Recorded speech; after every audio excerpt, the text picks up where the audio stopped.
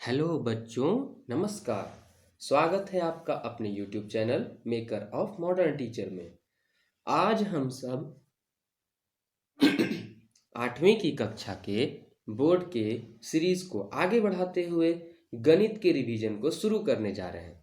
इसमें हम अपने पहले अध्याय परिमेय संख्या के बारे में जानेंगे।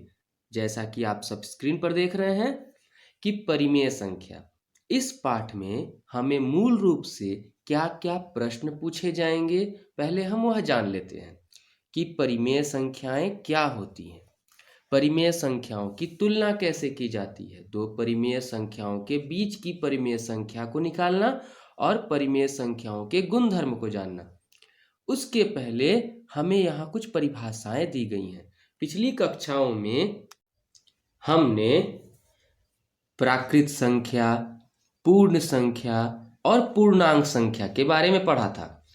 पहले मैं फिर से उन पर आपको दोहरा दे रहा हूं। प्राकृत संख्या वे संख्याएं हो गई जो किसी भी चीज की गिनती करने के लिए, गणना करने के लिए प्रयोग की जाती हैं। सपोज दैट, मान लीजिए आपके पास 5 कलम है, हाथ में 5 उंगलियां हैं, थाली में 4 रोटी है, आपका घर आपके विद्यालय से 2 किलोमीटर दूर है। तो ये सब गिनती जो हुई, 1 2 3, गिनती कहाँ से शुरू की जाएगी? 1 से। ये सब प्राकृतिक संख्या हो गई। दूसरी पूर्ण संख्या, यदि मान लीजिए आपके पास एक भी कलम नहीं है, तो आप उसे किस संख्या से सूचित करेंगे? 0। तो ये 0 हो गया पूर्ण संख्या। 0 से आगे बढ़ने वाली सारी संख्याएं 0 1 2 3 4 5 पूर्ण संख्या। आगे आता है पूर्णांक। पूर्णांक भी हम पढ़ते हैं कि पूर्णांक क्या होती हैं। तो कुछ ऋणात्मक संख्याएं, जैसे उदाहरण के लिए आप बाजार गए 10 रुपया लेकर, वहाँ 6 रुपए में एक समोसा दिया और आपने ले लिए 2 समोसे, और तब तो हो गए 12 रुपए, और आपने दिए 10 रुपए। तो आप घर लेकर कितना आए? ये तो शून्य से भी कम हो गया, 2 रुपया का उधार -2। तो ये हो गया पूर्णांक, निगेटिव संख्या, ऋणात्मक संख्या। और जब हम ऋणात्मक, धनात्मक और शून्य सबको मिला देते हैं तो पूर्णांक। तो इन्हीं को आज हम पढ़ेंगे। चलिए अब मैं आपको बोर्ड पर लेकर चलता हूं। तो जैसा कि आप सब बोर्ड पर देख पा रहे हैं कि मैंने लिखा है कक्षा 8 की अध्याय 1 को परिमेय संख्या, रेशनल नंबर्स। तो अभी आप सबने पढ़ा था तुरंत कि परिमेय संख्या अर्थात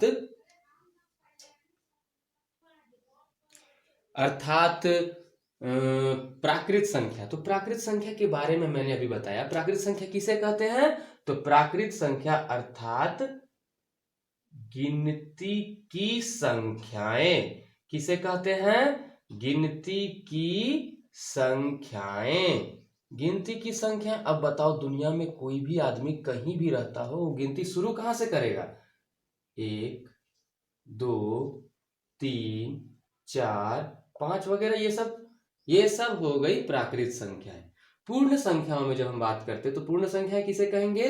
पूर्ण संख्याएं कहेंगे वो संख्या। अब देखिए, मान लीजिए अभी हम तुरंत बताए थे कि ये आपके पास है 1 पेन, 2 पेन, 3 पेन, तो आपने गिनती कर ली। लेकिन अगर मान लीजिए अब आपके पास एक भी पेन नहीं है, तो इसके लिए हम लिखते हैं 0।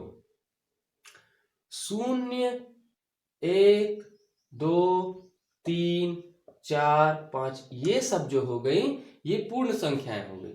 अब अभी हम आपको बताएं कि आप बाजार जाते हैं और बाजार में यदि आप एक सिंघाड़ा लेते हैं 6 रुपया में और 2 सिंघाड़ा लेते हैं 12 रुपया में, और आप उसे देते हैं 10 रुपया, तो आप कितना रुपया लेकर घर आएंगे?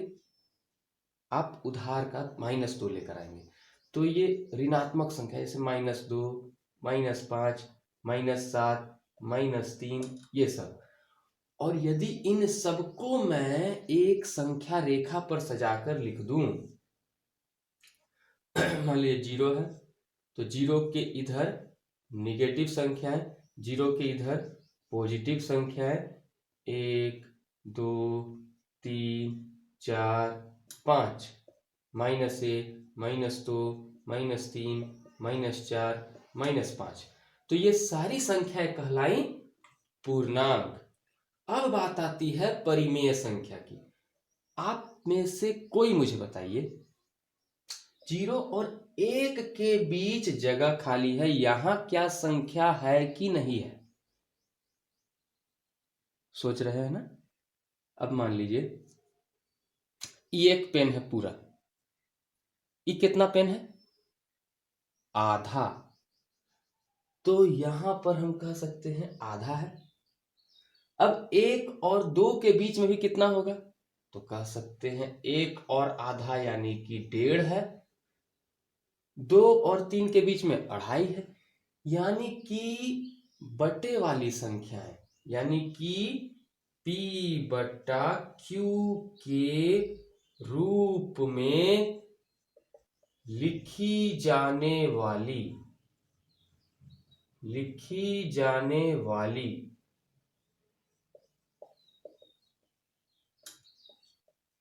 संख्याएं क्या कहलाएंगी? परिमेय। अब इसमें याद रखिएगा 1/2, 3/5, 4/7 ये सब हो गई। अब ध्यान दीजिए, परिमेय संख्या माइनस में भी हो सकता है। -3/5, -2/9 ये सब भी। ठीक है, तो अभी हमने देखा कि इनका परिचय क्या है। अब हम इनके सवालों को देखते हैं। आगे हम देखते हैं समतुल्य परिमेय संख्या। अब ये समतुल्य परिमेय संख्या होती क्या है? देखिए, समतुल्य परिमेय संख्या ऐसे समझिए, जैसे कि मान लीजिए एक उदाहरण दिए हैं 2/3 और 6/9। ध्यान से देखिए, इसमें ऊपर 2 है, इसमें 3 है। अगर इसको भी हम डिवाइड करके काट करके इतना ही ला दें, तो या फिर इसको इसी के बराबर रखें, हम कह सकते हैं दोनों परिमेय संख्या बराबर दिखनी चाहिए। बराबर कैसे दिखेंगे? ये किसके पहाड़े में जाता है, ये किसके पहाड़ में जाता है? दोनों के दोनों 3 के पहाड़ में जाता है। अगर इसको हम 3 से काटते हैं तो 2 बार में, इसको हम 3 से काटते हैं तो 3 बार में, कट करके ये भी -2/3 आ गया। तो हम कहें हाँ ये है। लेकिन अब यहां देखते हैं 1/3 और 2/4, क्या ये पूरा पूरा कट रहा है? 2 एकम 2, 2 दूना 4, लेकिन ये 1/3 और 1/2, तो ये समतुल्य नहीं है। अब परिमेय संख्याओं की तुलना पर बात कर लेते हैं। देखिए, प्रत्येक धनात्मक यानी कि पॉजिटिव परिमेय संख्या 0 से बड़ी होती है। अभी हम देखे थे ना संख्या रेखा पर, 0 के बाद होता है पॉजिटिव संख्या। प्रत्येक ऋणात्मक संख्या 0 से छोटी होती है, तो ई जो हो गया इधर आएगा। और अंतिम है कि प्रत्येक धनात्मक परिमेय संख्या ऋणात्मक परिमेय संख्या से बड़ी होती है। उदाहरण के लिए, अगर मान लीजिए 2/5 प्लस में है, 2/5 माइनस में है, तो कौन बड़ा हुआ? प्लस वाला। अगला बात करते हैं मानक परिमेय संख्या की। तो मानक परिमेय संख्या किसे कहते हैं? उदाहरण के लिए ऐसे समझ सकते हैं कि जिसको और डिवाइड करके या काट करके या उसे और छोटा नहीं कर सकते हैं। 3/5, अब कोई चांस नहीं छोटा करने का। -7/8, 2/5, -8/11, ये सब हो गए एक मानक परिमेय संख्या। अब जैसे 36/-24 है। अब ध्यान देखिए, 36/-24 है, इसे हम जब मानक परिमेय संख्या में बदलेंगे तो कैसे बदलेंगे? हम क्या करते हैं, पहले 36 और 24 का मस ले लेते हैं। क्या ले लेते हैं? 36, 24 का मस। एक मिनट,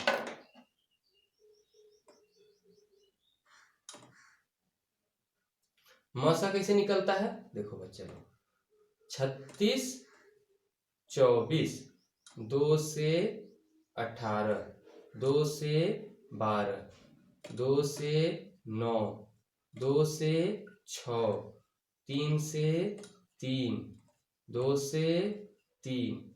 अब उन क्या क्या मिला? 2 मिला, 2 मिला, 2 मिला, 2 मिला, 3 मिला, 3 मिला। तो 2 गुना 3 कितना आया? 12, 2 दूनी 4 या 12, तो इसका मस कितना आ गया 12। अब इस 12 से ऊपर नीचे डिवाइड कर दीजिए, आपको क्या मिल जाएगा 3 12। ये हो गया आंसर। इसे ट्राई करिए तो आप लोग खुद से। इस क्वेश्चन को मैंने आप लोग को खुद से ट्राई करने के लिए दिया है। चलिए अब हम आगे देखते हैं। देखिए अब जो बोर्ड पर सवाल दिख रहा है कि दो परिमेय संख्याओं के बीच परिमेय संख्या निकालना, इसके लिए सर्वप्रथम हम क्या करते हैं। तो देखिए ध्यान से, यहाँ का 1 है अंश, 3 है हर। हम जानते हैं ऊपर वाले को अंश कहते हैं, नीचे वाले को हर कहते हैं। यहाँ असमान हर है 3 और 5। सबसे पहले हरों का क्या निकाल लेंगे, लस। इसे कहते हैं हम लस, मतलब कि लघुत्तम समापवर्ती। कैसे निकालेंगे आप, ये क्यों निकाल रहे हैं, हम दोनों हरों को समान करने के लिए। 3,5 ये किसी से कटने वाला नहीं है, तो 3 गुना 5 बराबर 15। अब क्या कर सकते हैं, हम इस 15 वाले हर से यहां पर तुलना करते हैं। यहां पर कितना, अगर हम 1/3 में 3 गुना 5 करते तो ये 15 बन जाएगा। तो ऊपर हम 5 से गुना कर दिए। ध्यान से देखिएगा, हर में इस लस की कितनी, लस तक पहुंचने के लिए कितनी की आवश्यकता है, तो गुना 5 करने के लिए, तो ये बन गया 5/15। उसी तरह अब इधर देखते हैं 3/5। अब 5 में कितना से गुना कर देंगे तो ये 15 बन जाएगा, 3 से, और इसमें भी 3 से गुना कर देंगे तो 9/15। अब इसके बीच आप कितना परिमेय संख्या आपको दिख रहा है, देखिए ये 5/15 है, 9/15 है, बीच की परिमेय संख्या हम पूरा लिख दे रहे हैं। 5/15,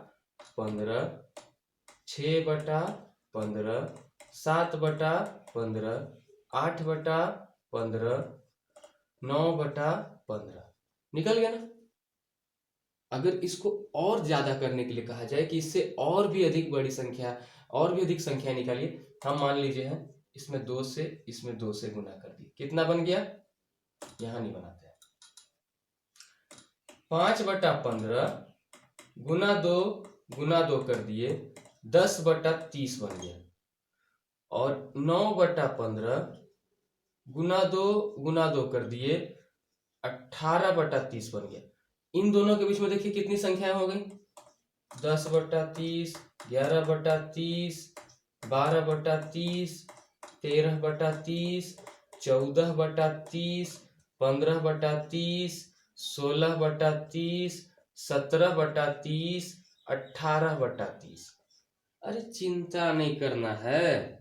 देखिए जितना अधिक परिमेय संख्या निकालने के लिए कहा जाए, दो संख्याओं के बीच में परिमेय संख्या निकालिए तो आराम से निकाल सकते हैं। अब एक बात, यहाँ सवाल देख करके कुछ लोग का होश उड़ रहा होगा कि -2 और -1, सर आप तो बताए थे कि P/Q वाला को परिमेय संख्या कहते हैं। तो बच्चा लोग, इसके नीचे कुछ नहीं है तो कितना है बताओ तो। जिसके नीचे कुछ नहीं वो खुद तो है ना अकेले, तो 1 ठो है। इसके नीचे भी 1 है, तुम कह सकते हैं। अब इसको आप लोग स्वयं हल करेंगे इसको देखते हुए। चलिए अब हम देखते हैं आगे एक बार। चलिए आज के सीरीज का आखिरी सवाल है कि दी गई परिमेय संख्याओं को आरोही या अवरोही क्रम में कैसे लिखा जाए। देखिए आरोही का मतलब होता है आ, माने कि आना, यानी कि नीचे से ऊपर की ओर, यानी कि छोटा से बड़ा। और अवरोही यानी यानी घटना, ये जा रहा होगा और ये नीचे घट रहा होगा। देखिए ये हो गया छोटा से बड़ा, ये हो गया बड़ा से छोटा। पहली बात होता है 5/8, 7/12, -5/16 और -1/3। हम इन परिमेय संख्याओं को कैसे आरोही क्रम में लिखेंगे और कैसे अवरोही क्रम में लिखेंगे, तो इसके लिए सबसे पहले तो आपको ये करना होगा कि इनके हरों को ना एक समान कर देना होगा। हर एक समान कैसे होते हैं, तो सबसे पहले हरों का लस ले लेना होगा, लघुत्तम समापवर्त्य। तो यानी कि यदि आप लघुत्तम समापवर्ती निकालते हैं 8, 12, 16, 3, तो 2 से लगाएं, 2 चौके 8, 2 छक 12, 2 अठे 16, 3 उतर गया। 2 से लगाएं, 2 दूनी 4, 2 तिया 6, 2 चौके 8, 1 उतर 3 उतर गया। फिर 2 से लगाएं, 1, 3, 2, 3, फिर यहां पर 3 लगाएं, 1, 1, 2, 1। अब आप सबको गुना कर दिए, 2 गुना 2 गुना 2 गुना 3 गुना 2, कितना आ गया? 2 दूनी 4 दूनी 8 तरीके 24 दूना 48। अब यही समान बनाइए सबको, जैसे कि 5/8, इसको हम क्या कह सकते हैं? 8 में कितना से गुना करेंगे तो 48 बनेगा? 6 से गुना कर दीजिए, यानी 30/48। 7/12, 12 में कितना से गुना करेंगे? 4 से, तो गुना 4 कर दीजिए, 28/48 माइनस 5/16, 16 में कितना से गुना करेंगे तो 48 बनेगा? 3 से, गुना 3 कर दीजिए, माइनस 15/48, और अंतिम है -1/3। तो अब 3 से 48 कितना बार में जाएगा यहीं पर देख लीजिए ना, 16 बार में, तो गुना 16, तो -16/48। अब सब एक समान हो गए। अब इनको आपको अगर आरोही में सजाना है तो देखो, आरोही यानी कि छोटा से बड़ा, तो सबसे छोटा कौन होगा? तो पहले हम जानते हैं कि माइनस वाले प्लस वाले से छोटे होंगे, तो ये दोनों छोटे होंगे। अब इन दोनों में कौन छोटा होगा? तो देखिए, माइनस में जो छोटा होता है वो बड़ा होता है, यानी कि ये बड़ा होगा, ये छोटा होगा। -16/48 -15/48। अब उसके बाद यहां पर बात की जाती है, तो पहले 28/48 और ये आ गया 30/48। तो इस आधार पे अगर हम कहते हैं तो ये किससे निकला था? -1/3 से। ये निकला था -5/16 से। ये निकला था 7/12 से, और ये निकला था 5/8 से।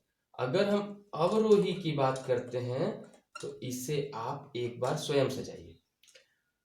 तो बच्चों, इस प्रकार हमने आज देखा कक्षा 8 के परिमेय संख्या अध्याय 1 को। इसमें इस अध्याय के जितने भी सवाल हैं आप बनाइए, और बहुत जल्दी अगर आपको जो भी सवाल में प्रॉब्लम आए आप हमको पूछ सकते हैं, और हमसे कमेंट करके आप जो भी सवाल बनाने में दिक्कत हो बेहिचक पूछिए। तब तक चैनल से जुड़े रहिए, और जितना हो सके उतना शेयर और सब्सक्राइब कर दीजिए। धन्यवाद।